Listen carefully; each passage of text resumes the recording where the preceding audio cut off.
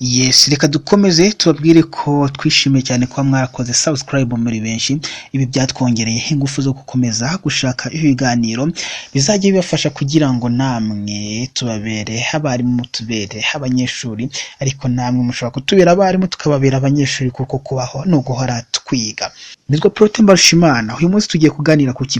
Uyu munsi tugiye kuganira ku tuntu 12 dutangaje ku mpyiko.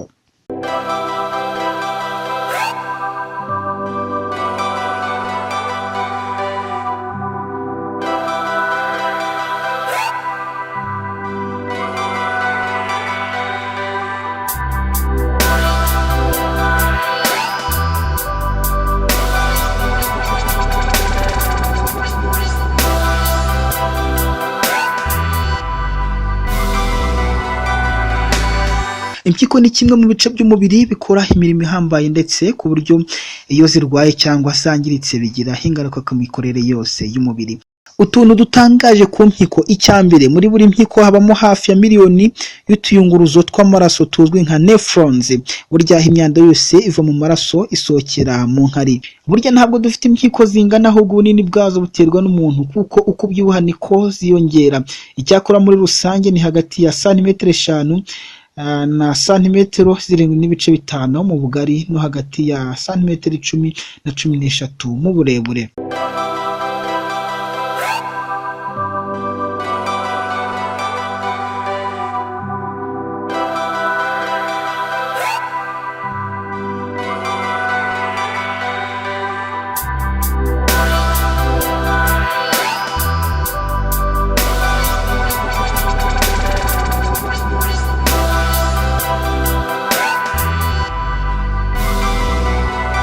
Icya gatatu, impyiko nizo zishinzwe kuringaniza igipimo cy'amatembabuzi mu mubiri.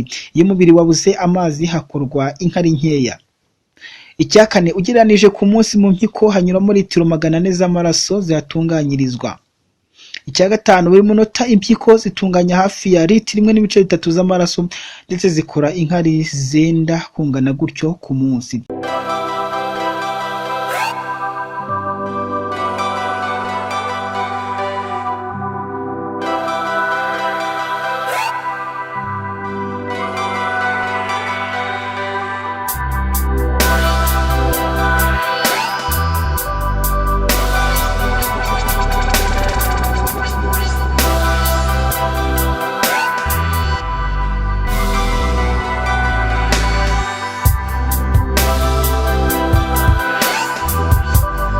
Iyo impyiko zibonye impinduka ku muvuduko w'amaraso uba muke, zihita zoherereza ubutumwa imitsi y'amaraso ngo yegeranye, bityo umuvuduko ukongera ukazamuka.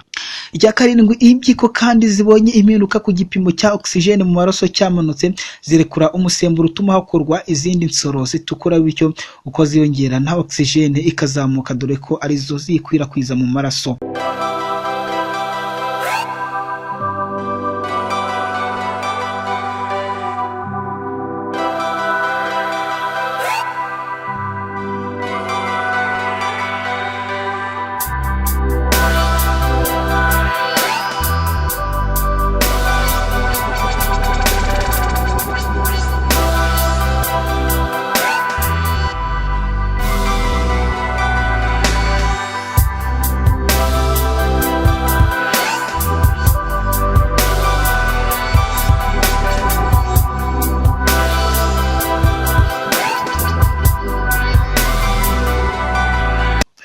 Kurya ubona inkari zisa n'umuhondo biterwa na bilirube. Icya cyenda, nubwo dufite impyiko ebyiri, ariko niyo waba ufite impyiko imwe nta kibazo, irakora gusa ugasabwa kugira ibyo wigengeseraho, nko kunywa inzoga no gukoresha imiti imwe n'imwe.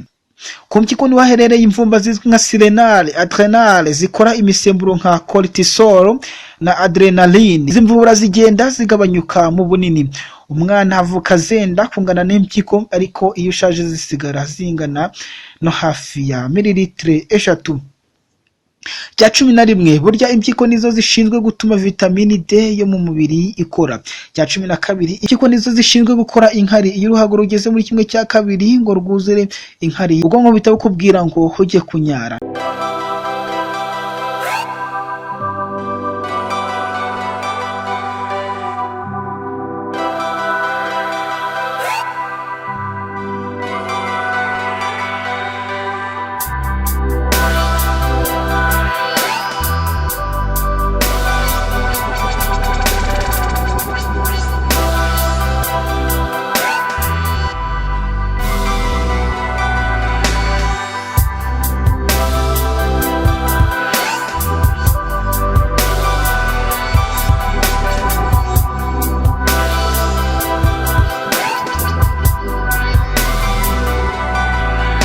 Reka tubashimire cyane mwe mwese mukuri iki kiganiro cyacu, aho tubabwiye ibintu 12 bidasanzwe bikorwa n'impyiko.